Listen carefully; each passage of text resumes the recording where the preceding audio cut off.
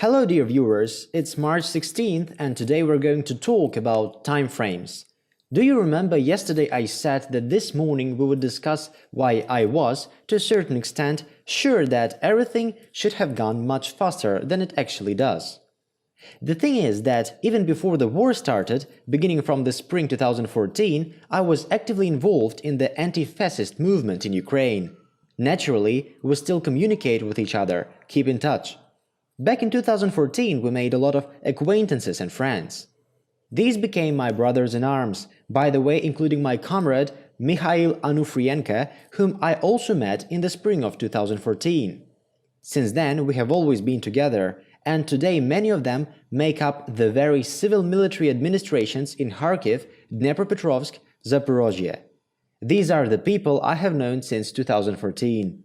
So, even before the war started, communicating with each other, speculating on how certain events might develop, I can tell you today, because no one is interested in it today, because this plan has been discarded and no one will ever go back to it.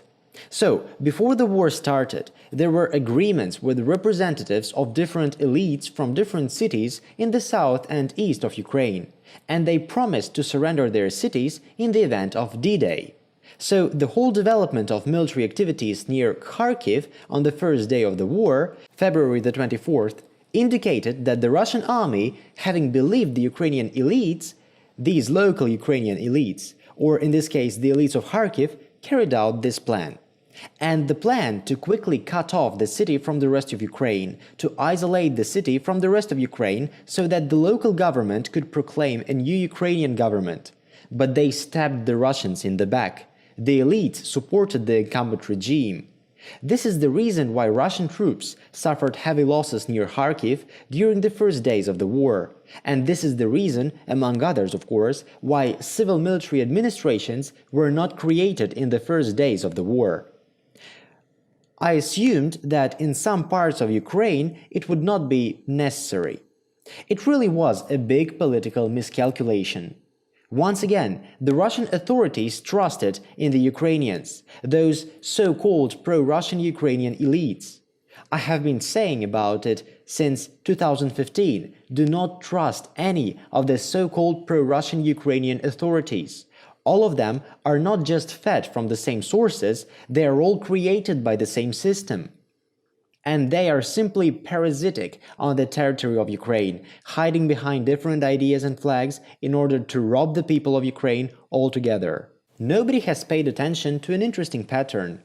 Here, literally till February the 24th, in all Ukrainian political talk shows, so-called patriots kept saying that there was a problem of oligarchs in Ukraine.